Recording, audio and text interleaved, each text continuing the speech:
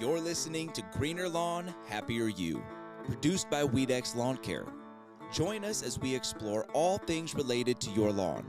Whether you're a seasoned professional, like we are, or you're just starting out, this show is for you. So sit back, grab a drink, and let's grow together.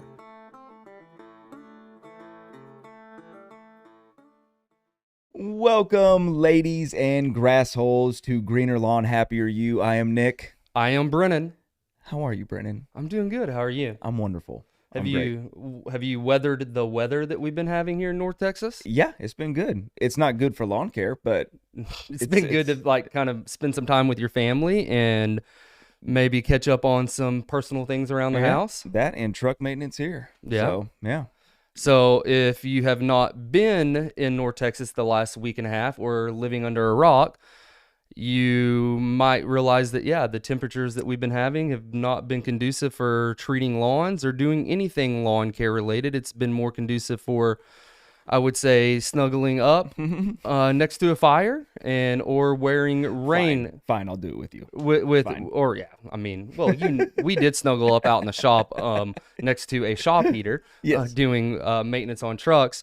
Or, obviously catching up on, anything that, you needed to do at home. But lawn care has not been happening, here recently. We did have some rain as well. So hopefully that's going to help fill up the lakes and allow us to, be able to water the lawns throughout the growing season. So we're always, thankful of the rain. It doesn't help with, our guys being out to, produce or make them happy producing, lawn production when it is raining and in between the rain. But again, like I said, it is always beneficial to get those rainstorms so that way they can fill up the lakes and the reservoirs. So that way, we don't have to go into, extensive drought restrictions or, that hurts throughout the summer. Yeah. So today's topic of conversation, I think we kind of alluded to it in our last podcast. I know right now it is January, what's today? January 24th today? The 4th. Tomorrow's 25th. Yep. I have a meeting on the 26th. It's not, probably something that maybe we're even thinking about right now is starting a new lawn care service, or if, you've never done lawn care, starting lawn care. But, for us that are in the industry, that's what we're gearing up for right now. If it is not already here and in your, top of your mind, of what you need to be doing on your, to-do list, it should be on there because it's pre-emergent season. It's ready to start putting pre-emergents on lawns, especially for commercial lawn care companies like us that are servicing, I think we alluded or said that in the last podcast, that are servicing a large number of customers. We have to have a larger window of, applicating pre-emergent. So we're definitely already getting a jump start on that to ensure that, we can control the remainder of the winter grassy and broadleaf weeds, as well as getting into controlling the spring and summer annual grassy and broadleaf weeds. Like, one of the biggest culprits is crabgrass. So again, we would like to talk about, if you are a homeowner that's looking to purchase lawn care service for the first time, maybe you have a newly acquired house, new lawn that's new to you anyways. The lawn isn't new, but it's new to you. You don't know what's been done to it. You just don't know where to really start, and you're kind of pulling your hair out, what to do, and when to go about that and how to go about that. So we want to start talking about that, as well as, maybe, you're a DIYer, you like to do everything yourself. You don't have to really jump the ship right now or jump the boat and go out and start doing your pre-emergent, because again, you're only worried about you, and you have a little bit longer that you can, push that pre-emergent application off. So we're going to kind of talk about it from both standpoints today, whether you're a DIYer or you're looking to hire a professional lawn care company or outfit like us, and, what to look forward to and how to go about that. Yep. So Nick, do you want to kind of start getting in on what that looks like as far as, the process of what our route managers are doing and looking at when you're a customer that maybe has acquired a new lawn or has a lawn that you're just not familiar with what those services look like? Yeah, we will. As a route manager, a lot of companies, if you're looking to hire a company, you don't really know what is going on with your yard. You don't know what kind of grass you have. You don't know what kind of environmental factors you have. a lot of companies, if you call and just say, hey, I want someone to come out and take a look and see what I have and what I'm working with before I start treatments. A lot of companies, I know, will go out there and do that. Even if you're looking at doing it by yourself and you just need to know what kind of grass you have or what kind of grass you should be installing or what drainage issues you're going to have or what shade issues you're going to have, getting those kind of things in place before you really start to try to improve the yard is going to save you a lot of headache down the yard. So know what you're working with. Does that make sense? Yeah, because we have we do our sales. It's a single step process. So if you don't know what that means, we use satellite imagery to measure lawns here in office. So we use inside sales representatives that you can call into. You know, they're not lawn experts. They're great at conversating about, you know, what our services include, getting you prices, and kind of giving you the grasp of what you're going to expect. Our route managers are the experts, the boots on the ground, because again, you can't analyze, diagnose, even if you were like in my position or Nick's position where you know as much as you possibly can about residential lawn care in North Texas. I still can't inform you or analyze and resolve your problems over the phone. No. Maybe I can do a little bit more than what our inside sales reps are going to do. But again, we empower them to tell you like what the services we are or what the services are that we offer, you know, the grasp of like what the value is and give you pricing. So we do that one step here in office with our inside sales reps.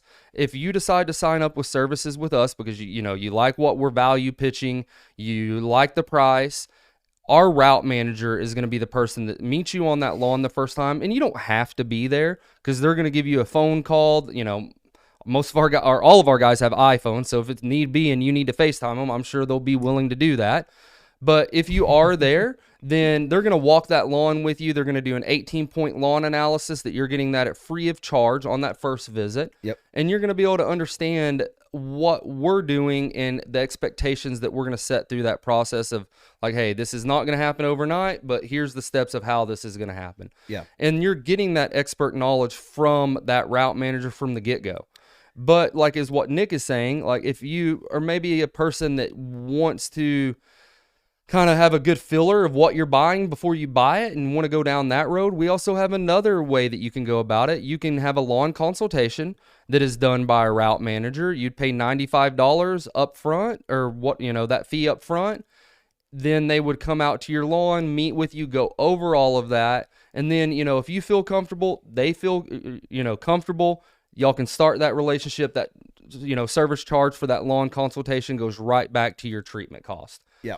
So, we're always advising to these people that are calling in, our potential customers, that, hey, I would recommend you going the route of going ahead and getting signed up today and having that route manager come out to do that and expecting to do the first treatment, because that's going to expedite that process with us. Because if we send out a route manager to do that lawn consultation, the person that's going to be coming out there is typically, not equipped to do that, because we use our turf service managers like Nick to do that. So you're going to have to meet with him that day. You're going to have to go over the lawn. Y'all agree upon doing it because we're a good fit for you. You're a good fit for us. And then you're going to have to wait another, handful of days for us to come back out to do that physical service. Yeah.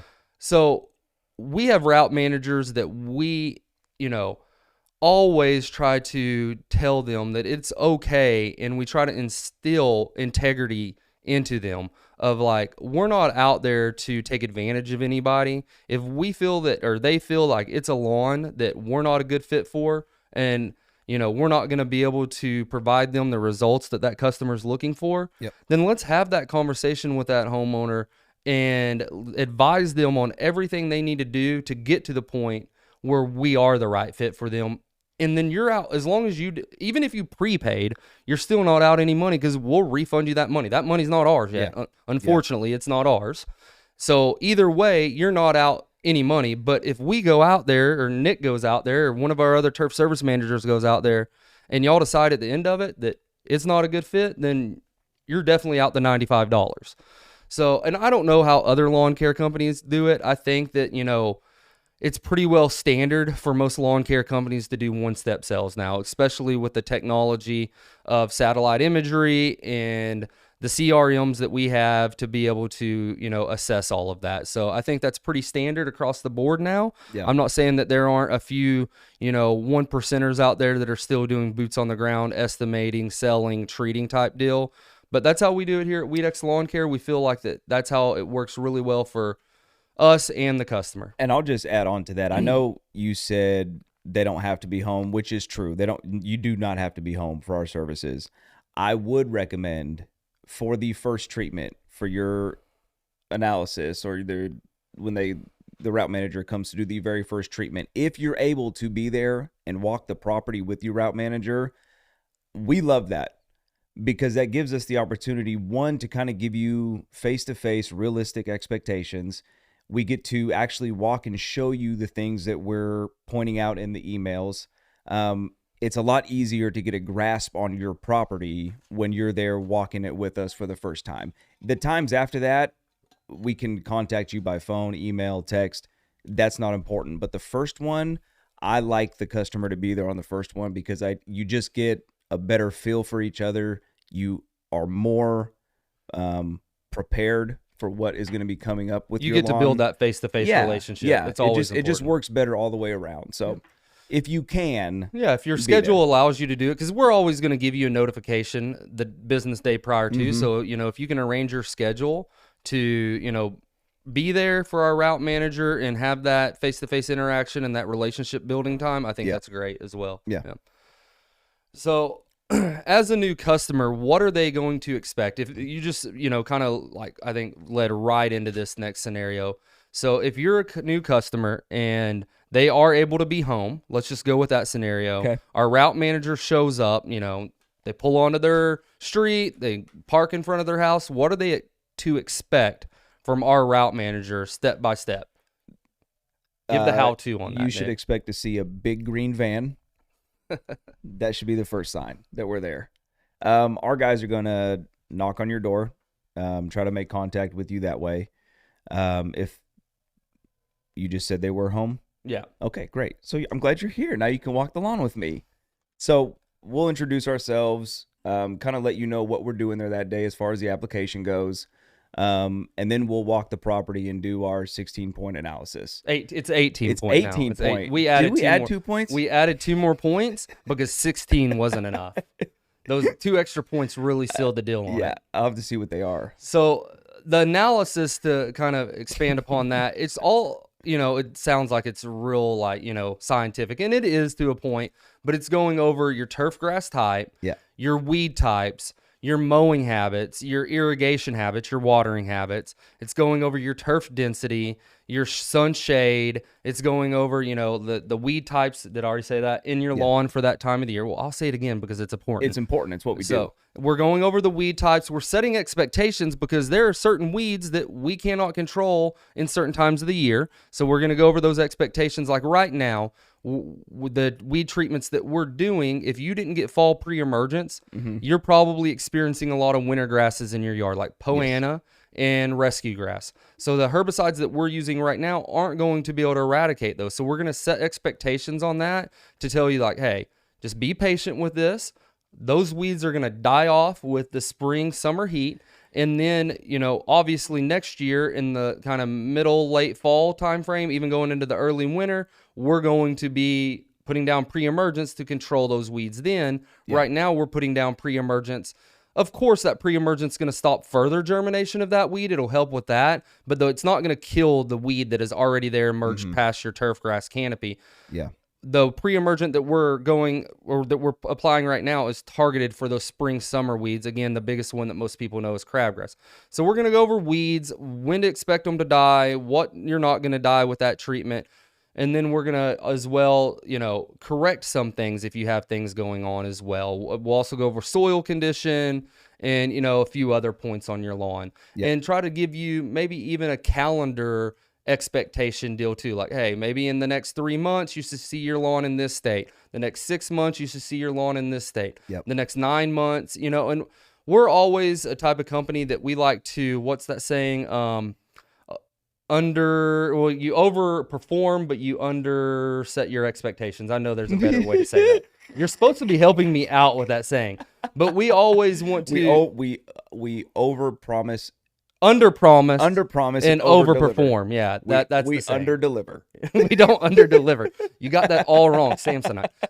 But we underpromise and overdeliver. Yes. Like I'm a big believer in that. So that way you're not sitting there thinking like, well, it should have looked like this already by now. Because when you're dealing with grass, something Yes. that, you know, there's a lot of factors that are out of our control, like, you know, the weather that we deal with from time to time, like we just experienced some last week and even the first of this week. There's things that weather does to that grass that we cannot control and we can't fix immediately with, you know, herbicides and fertilizers. Yeah, and if you've never done a program where it involves weed control, try to think of it as more of like a physical fitness program. I think that's something that most people are more familiar with than grass. But if you go years, I know. Look at me. I'm a specimen of physical. That's what made me fitness. think of it. I was staring at you. Okay. And I thought, what a perfect body. Yeah. Yeah. Well, I mean, if you're going for the dad bod look, it is in form. But I think most people are more familiar with the process of getting healthy, getting your body in shape. Yeah. Years. It takes years to look like you. Right? Yes. It didn't happen overnight. No. These love handles took some time to build. But it's the same thing with weeds. If you've gone, you know, several years or never had lawn care treatment, that grass is in poor health. And the weeds are going to be really heavy. Or if your neighbors around you, if they're not doing anything, it's like your buddies around you and that they're are always drinking all eating the time. pizza and drinking beer all the time. They're Yes. bad influences on Yes. you. It's just like your neighbors around you that have tons of weeds. Yeah. They're bad influences on your lawn. Yeah. So the equivalent wouldn't be move, Well, you know, or ditch your buddies. but get a pre-emergent. Yeah. Yeah. But it will take time to get the yard into the shape that you're imagining hiring a lawn care company it should be in. Yeah. It's not going to be because if we come out here 2 times, that's like 2 months. Yeah. So a little over 2 months. 3 months. Yeah. 3 months. So in time-wise, that looks like a lot of time and nothing's really happened. But you got to think, it's only been treated twice. And how long did it take for that lawn to get in that shape? Exactly. Because we're making incremental changes every time we come out there. And yeah, I mean, if the lawn's been maintained, like mowed and watered well prior to us visiting, but no weed control, we can get it there quicker. It really depends on what the state of lawn looks like prior to us getting there. Yeah. But that's what our route manager is going to do, is they're going to set those expectations. But I love how you give the fitness analogy, because I've always heard that you can always out-eat a good or a bad workout plan, but you can never. How does that? I'm doing horrible with my sayings today. You can't out-train a bad diet. There you go. Yep. Because that's the same thing with weed control and fertilizer. If you're not mowing and watering well, then whatever we're doing is not going to matter. That's your diet. Mowing and watering is your diet. Yep. You know, and if you're not doing that right, then, you know, it's just like if you go to the gym and work out every day of the week, but you're still eating, you know, fried foods and drinking beer and, you know, whatever, and, you know, you're not going to see the results you want. Yeah. Yeah, I love that analogy.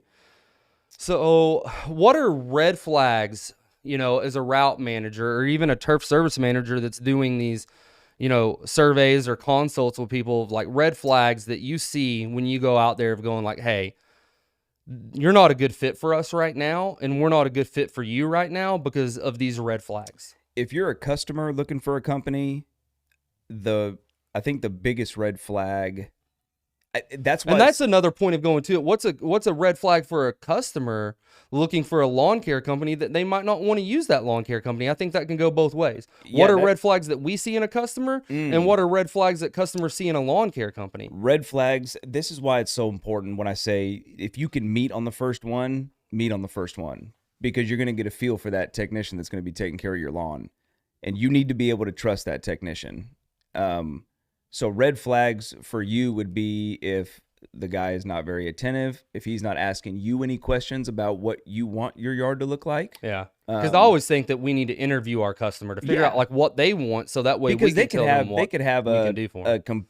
You want the golf course lawn, but they don't realize what kind of work that takes. Yeah. So setting that expectation with them is so important. But yeah, I always believe in that. Yep. red flags for us,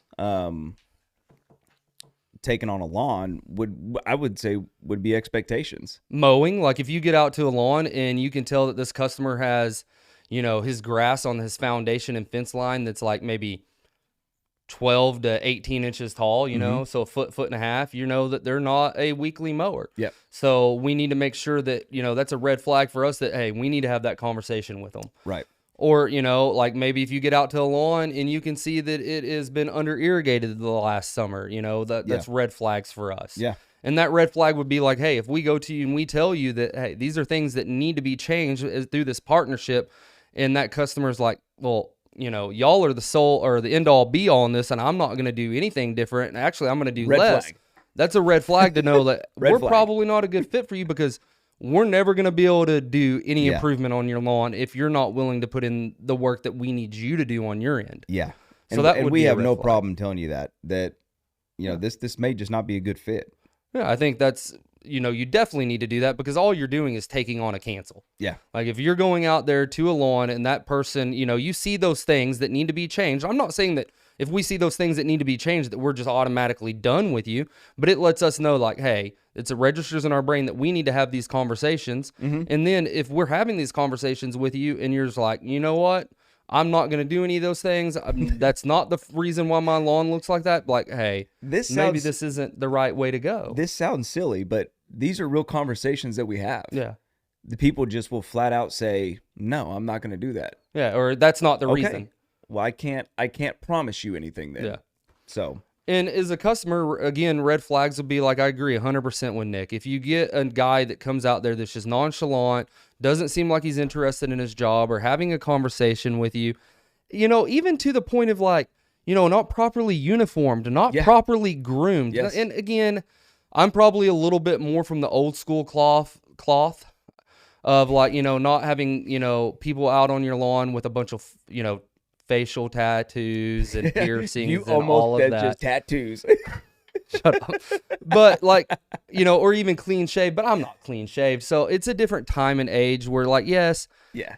you know, yeah, you probably don't want a guy out there spraying your lawn in Crocs and, you know, like You some definitely cut don't off want jean somebody in shorts and a Crocs. tank top. You know, anybody that's wearing Crocs, you probably don't want them anywhere in your around life. you. No. Because Crocs, well, I mean, I know why you let your kids wear Crocs, but we don't Yes. have to go into that conversation Because I have today. 4 daughters and I don't trust boys. Yeah. So again, I think appearance does matter. I don't think you can judge that solely on that, but I think it's having a route manager from a company that's properly uniformed. They have their name on their shirt. You know, they're representing themselves. Like, you know, we mandate that our guys keep their shirts tucked in and belt on. Now, again, I get, you know, when they're out there working all day, that shirt's going to come untucked a little bit. But we also got to realize, too, that they might have some dirt on those clothes, even though it's a nice, proper uniform. If you're their middle stop of the day or end of the stop of the day, they've worked all day. They're probably going to have a little sweat and grime on them. So don't judge them for that. But again, I think we all kind of can read in between the lines of how to judge a properly groomed and dressed route manager.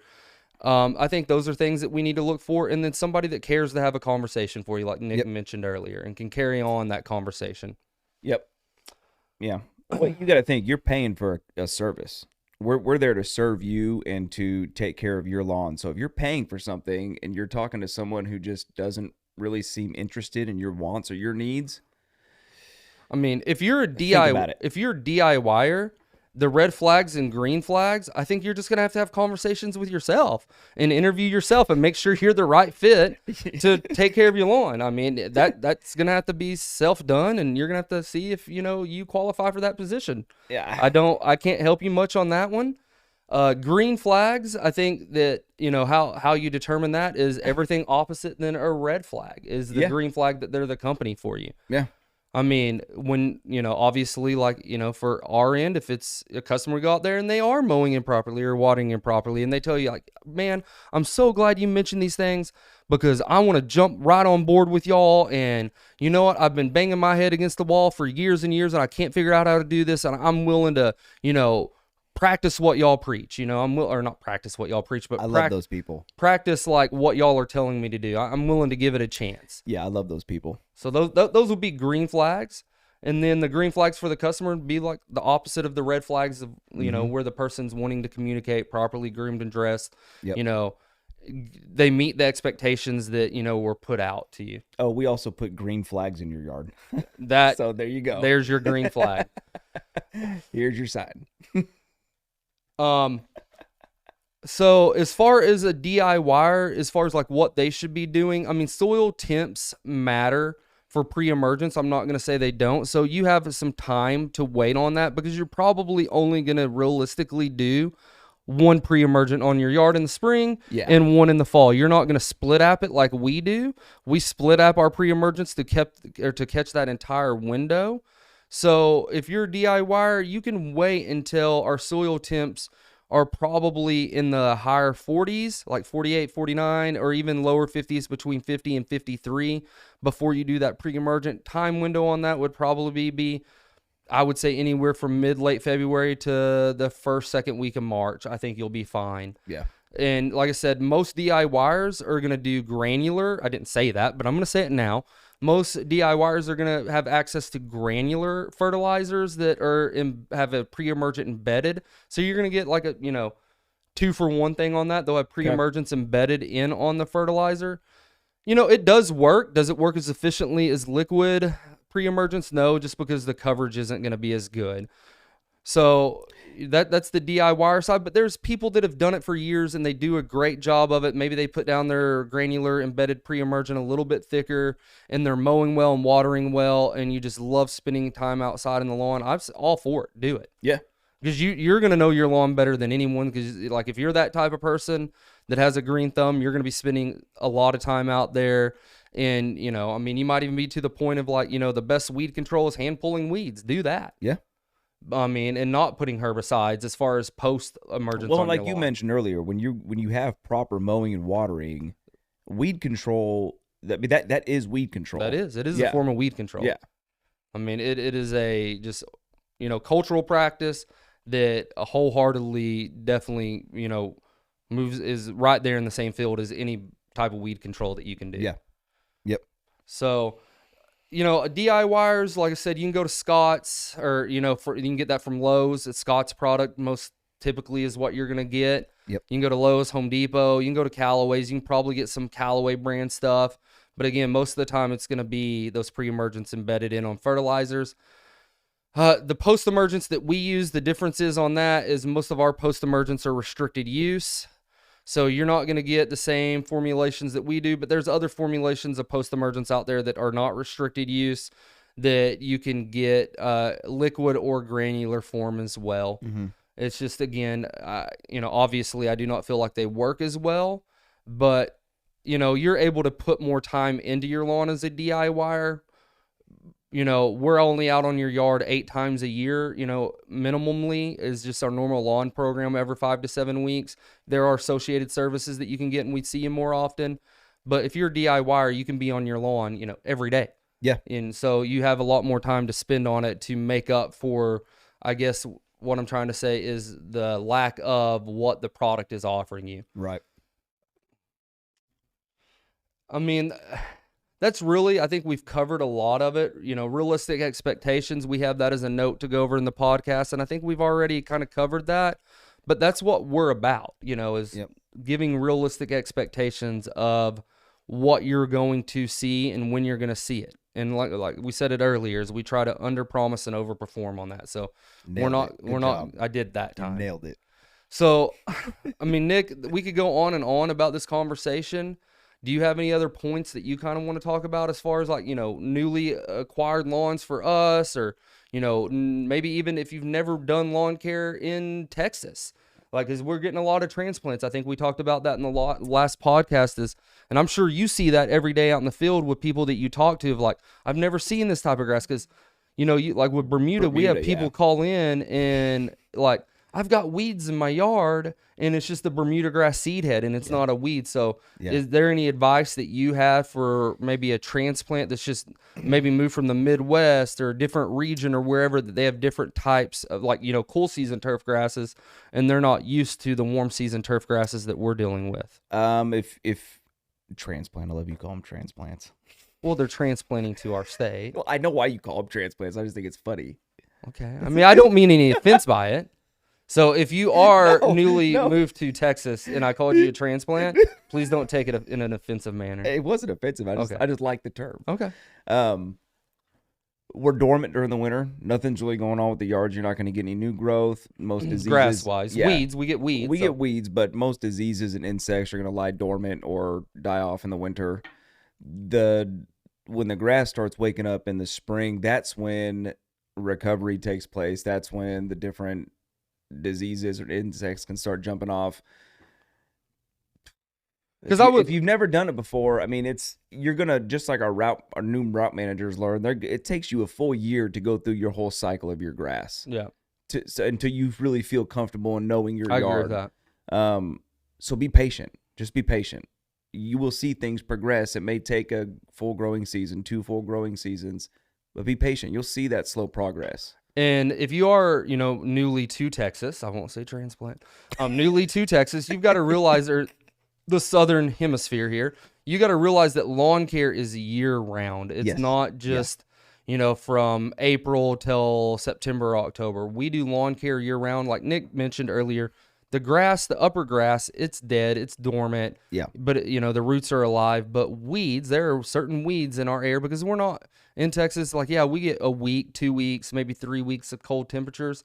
But most, commonly we're, 65, 70 in the day, 45, 50 at night. So that is the perfect climate for, cool season or winter weeds to germinate and do their whole process. So we're having to control those. Yeah. So that's why, realize that lawn care is year round. And then the last thing that I think I would like to end on is, when is the best time of the year to start lawn care in Texas, Nick? Now is a great time of the year. Yeah.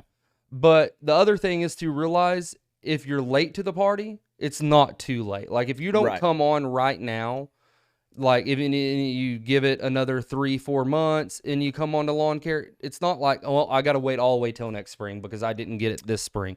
No. Don't do that. Yeah, there's things that you're going to miss, but like people that are starting right now that didn't get lawn care in the fall, there's things that they're missing. They're having to wait on those winter weeds to die off when the temperatures get in the low 90s. Just like if you start in June, July, you're going to have to wait until we get our first frost for the crabgrass and other spring annual grassy weeds to die off. Yeah. So it's never like really like a perfect time to start. But, right now is a great time. That's when I guess just like most people sit there and think that lawn care is popping. They always switch lawn care companies in the spring, and they always want to get a lawn care company in the spring. But I just want to make sure that we emphasize, just because you miss ideal windows, if you got to start taking care of your lawn, or you need to start taking care of your lawn, just start. It's just like what you said earlier with the gym. It's like, well, what did we just have? Our New Year's, everybody makes New Year's resolutions. And if you don't get it right in then, it's just like, well, I'll wait till next year to start going to the gym. Right. Yeah. Because, it's too late. I didn't hit my New Year's resolution. So now I'm going to wait another year. Yep. It's not, just start. You got to start somewhere. Yep.